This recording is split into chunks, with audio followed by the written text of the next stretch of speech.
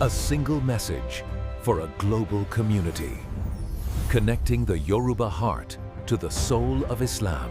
Ẹ̀kọ́ la fẹ́ kọ́, ẹ̀kọ́ Sunnah sì ni gbogbo ayé fẹ́ kọ́, kí Ọlọ́run kí ó jẹ́ àrí pẹ́sà. Akramakumullah. Lẹ́ni, Naam. Èní jẹ́ àwọn oṣù Rabiul Awwal. Akramakumullah. Èní jẹ́ ìkọkànlá. Bẹ́ẹ̀ni sà. Nínú Rabiul Awwal. Rabiul Awwal yìí lóṣù tá a bí Ànábì. Sallallahu alayhi wa sallam. So a bí ní 12. Akramakumullah. Rabiul Awwal.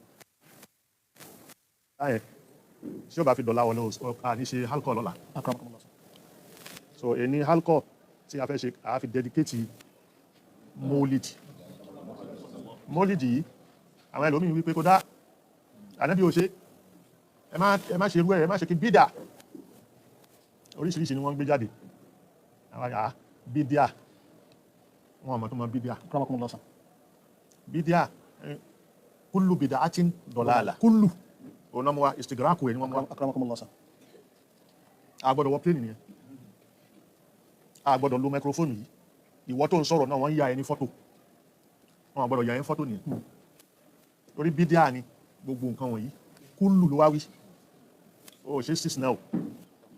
Lọ́dọ̀ àwọn ní usul. Nǹkan dáadẹ́ ń lo kullu yẹn. Báàdù ló máa mean. Wípé apá kan nú àwọn bidia. Akramakumullah sà. Òun ni dọ̀làl. Akramakumullah sà. Torí ìjọ tí Islam ti yọ lójú ayé Ànábì. Sallallahu alayhi wa sallam. Ní bidia ti dìde. Òun ṣe ní ìsìn lásìkò kan ní bidia wá ṣẹ̀ṣẹ̀ dìde. Akramakumullah. L'Ànábì fi lè sọ. So yín tá a bá wá rí àyà fún. Òun ni bidia. Akramakumullah. Àmọ́ tá a bá ti rí àyà lè máa sọ pín yọ̀hún. Àmọ́ yóò tọ́ka sí. Akramakumullah sà. So irú yẹn ò ṣe bidia. Akramakumullah. Yín tá a bá rí àyà fún tó tọ́ka sí àbí tá a fẹ́ lọ bẹ̀rẹ̀ tí ò bá mu. Táàrí tó jọ rárá. Táàrí tó jọ rárá. Òun ni bidia. Akramakumullah sà. So nísìn àwa ni Mólídì ṣe bidia ni bidia kọ́ torí àyà Qur'an ó sọ fún wa wípé bismillahir rahmanir rahim laqad ja'akum maw'izatun min rabbikum. A'udhu billahi minash shaitanir rajim. Bismillahir rahmanir rahim. Ya ayyuhan nasu qad ja'atkum maw'izatun min rabbikum. قد جاءتكم موعظة من ربكم وشفاء لما في الصدور وهدى ورحمة للمؤمنين. قل بفضل الله. قل بفضل الله وبرحمته فبذلك فليفرحوا هو خير مما يجمعون. يا أيها الناس. Mo pè gbogbo ẹ̀yin èèyàn. قد Kìí ṣe mùsùlùmí nìkan lórí, kìí ṣe mùmínì lórí. Gbogbo èèyàn من ربكم. Wá sì ti dé bá yín látọ̀dọ̀ Ọlọ́run. وشفاء لما في الصدور. Ó sì jẹ́ ìwòsàn fún ọkàn. وهدى ورحمة للمؤمنين. Ìmọ̀nà ni, ìkẹ́ni fún gbogbo mùmínì. قل بفضل الله. Wọ́n á bá ń sọ fún wa pé pẹ̀lú ọlá Ọlọ́run وبرحمته. àti ìkẹ́. فبذلك فليفرحوا. Méjèèjì yẹn ó tó fún yín láti dunnú. هو خير مما يجمعون. Ó lóore fún yín ju gbogbo nǹkan téèyàn kó jọ lọ. Ìyẹn Ànábì ni, Sallallahu alayhi wa sallam. Ànábì ló ń wí. Òun ni rahma. وما أرسلناك إلا رحمة للعالمين. À ń lọ ń bẹ̀rẹ̀ kọ́ o. Àyà mi làtún mú wáyẹn tó yẹ pé rahma ni. Ìyẹn túnmọ̀ rahma tó dìjọ́ bí. Bẹ́ẹ̀ni. Ó wá dá sọ́dọ̀ Ànábì gẹ́gẹ́ pé ìwọ gan-an là ń pè ní rahma bẹ́yẹn. Bẹ́ẹ̀ni. Akramakumullah sà. Naam. Àyà nìyẹn. Akramakumullah. Tí o sì pé àwọn ń wọ̀kú wọ̀. Allah. Lọ bá yí pé ẹ̀sà Ohun tí ò jọ mọ́ àwọn ń pè mọ́ àlẹ̀mọ́ àlẹ̀mọ́. òjọ́. Akramakumullah sà. àti rí àyà mi tuntun. Akramakumullah sà. Now, eléyìí tó fi hàn wáyé pé ṣíṣe mólídì kì í ṣe bídà. Ọlọ́run ní kó dẹ̀ dunnú.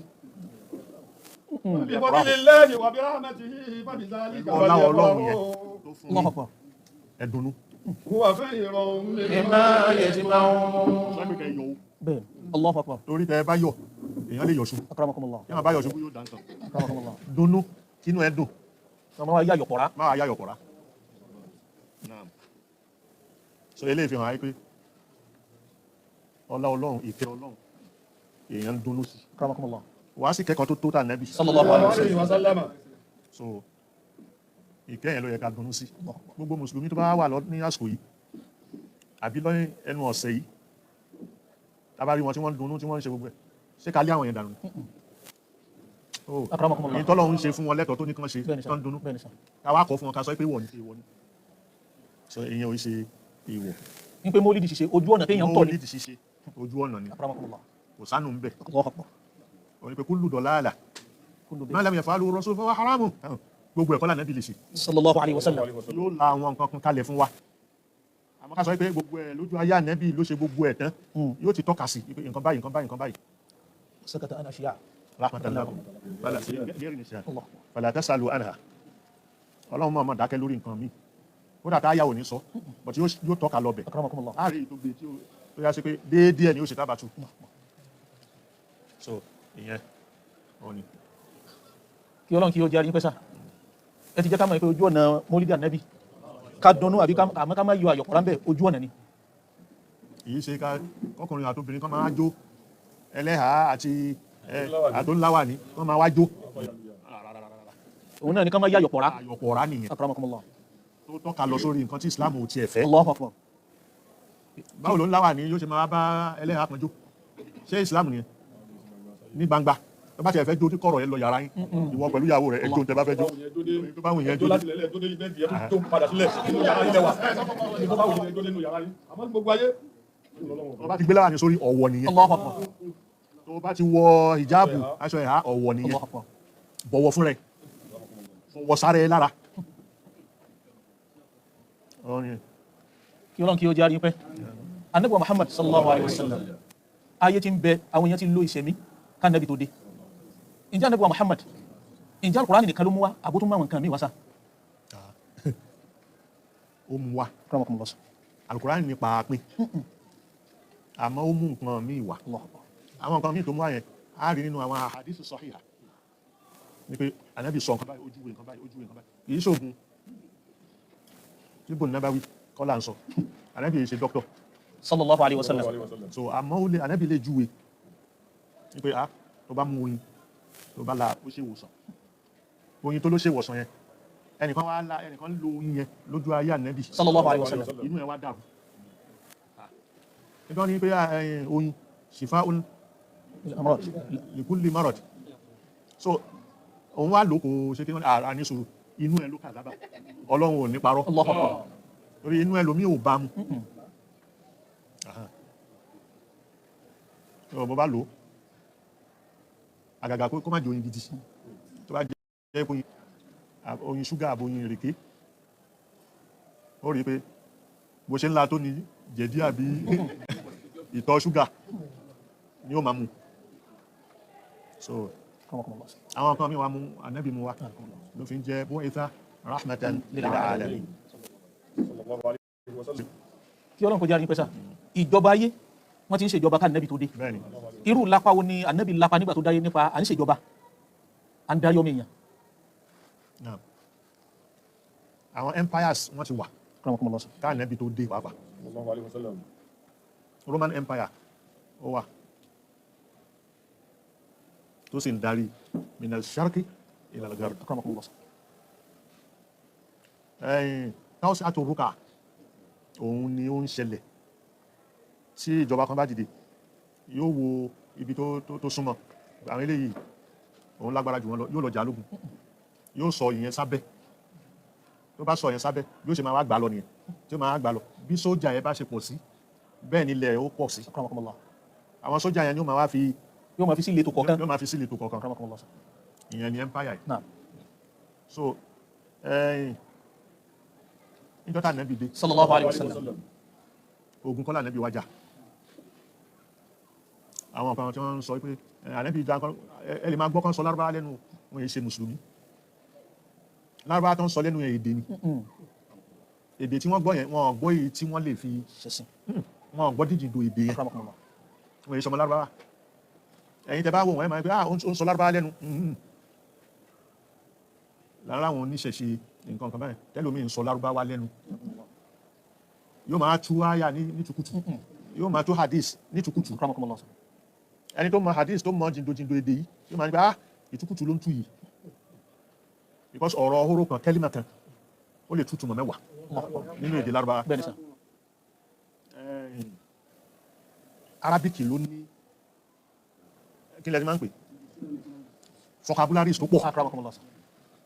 vocabularies yìí ẹyọ kan ó lè tútù mọ́ kan complexity níbi tó pọ̀ meaning ni ó máa wá tú oríṣiríṣiríṣiríṣi so ló fi já sí pé Qur'an tí wọ́n translate sédè lárúbáwá sédè gẹ̀ẹ́sì wọ́n ní meaning of Qur'an from the Holy Qur'an.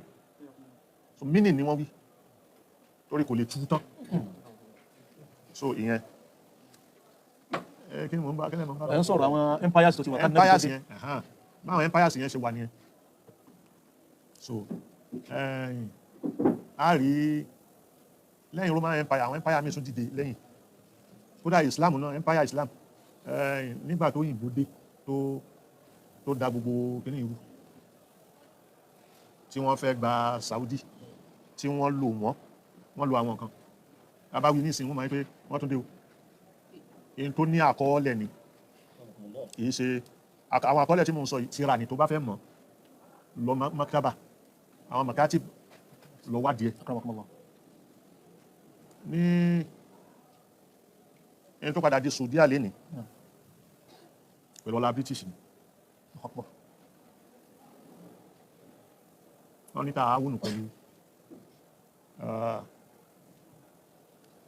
tààwùn pẹ̀lú Mẹ́líkù Saudi òun ló di Saudiya. So eléyìí èyí tí wọ́n ní ẹ̀ tí wọ́n kìí ṣe torí Ọlọ́run ni wọ́n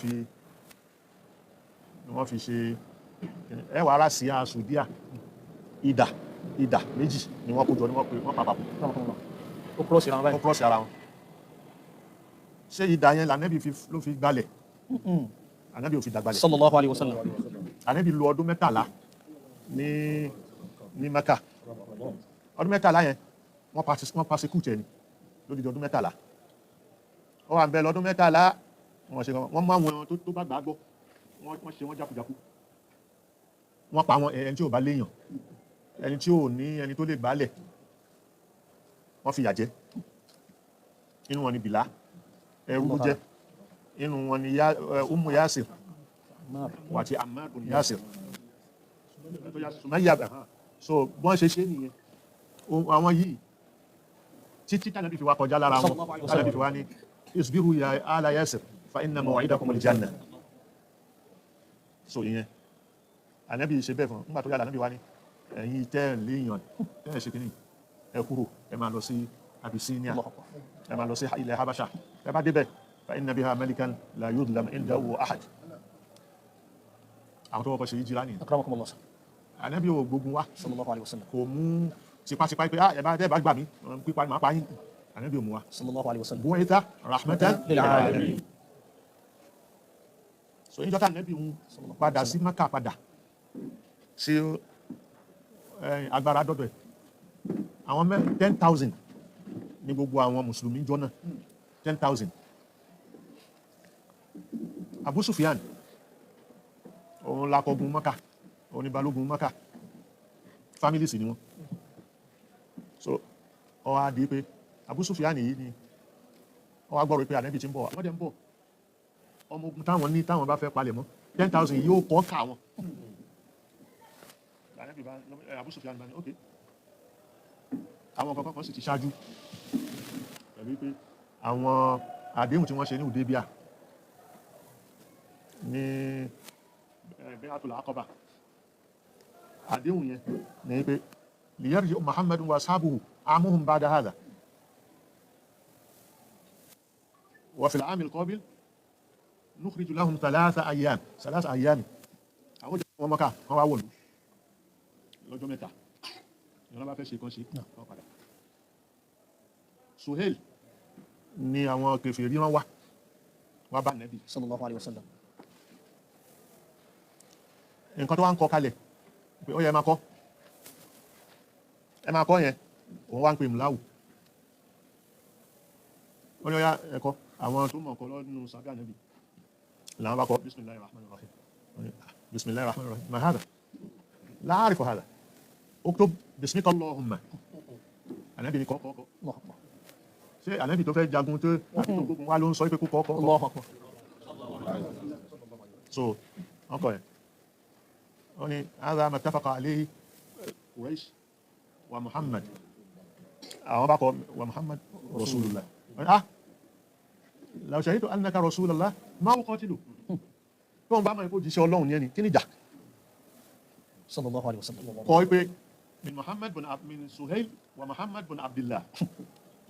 Àbí Muhammad Abdullahi kọ́ ló ń jẹ́ ni ànábì ní kọ́ sallallahu alaihi wasallam. gbogbo kìíní ànábì ní kan àṣẹ táwọn kèfèrí yẹn ń pa ànábì ní kí wọ́n kọ́ ṣe bọ́ ọmọ Abdullahi lòun lóòótọ́ kílẹ̀ àbùmọ́ pé ó bùn kílẹ̀ ànábì ní kí wọ́n ṣe bẹ́ẹ̀ so wọ́n fi padà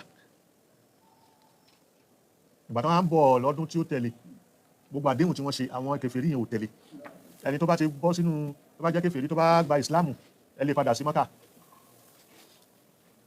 ó máa bá yín ẹfẹni tí ó bá gba ìsìláàmù ilẹ̀ lọ́dọ̀ yín kò ẹ̀bí ok so ní kí n gé kúrú ànábì wa àwọn lọ́dún yìí tí wọ́n padà yìí wọ́n ní ok ẹ̀yin mùsùlùmí àsìkò dáwà lílé ẹ máa ṣe dáwà yín jẹ́jẹ́ ẹ máa àní lọ bẹ́nìkan jà ní wọ́n ṣe bẹ́ẹ̀ àwọn kèfèrí ló wá jálù wọn again pẹ̀lú ogun wọ́n pa wọn ànábì wa èyí káwọ́ gbéra kó wá di pé kíní ẹjẹ́ aṣígun lọ bá wọn ìyẹn ni 10,000 ọmọ ogun tó ọmọ mùsùlùmí tó tẹ̀lé ànábì sallallahu alaihi wasallam ní Hijjatul Wada lẹ́yìn àìmọye àgbàmọ́ra so bó ṣe wá ń wọ ọwá pín olùwíyà àwọn tí ó wọ Mákà àwọn tó gbá sí àdáni ó pín wọn sọ́nà mẹ́rin ìwọ pẹ̀lú àṣẹ àti ẹ ìwọ ni kò lídì gbábí ìwọlé ìwọ gbábí ìwọlé ìwọ gbábí ìwọlé ìwọ gbábí ìwọlé ó ṣe bẹ́ẹ̀ lọ́nà mẹ́rin àwọn àwọlé Abu Sufyan ló wá rí wọn pé nǹkan ti ṣẹlẹ̀ Abu Sufyan jẹ́ṣùn ńlá yóò kọ̀rọ̀ àwọn ọmọ ogun wọ̀nyí àwọn ò lè fèsì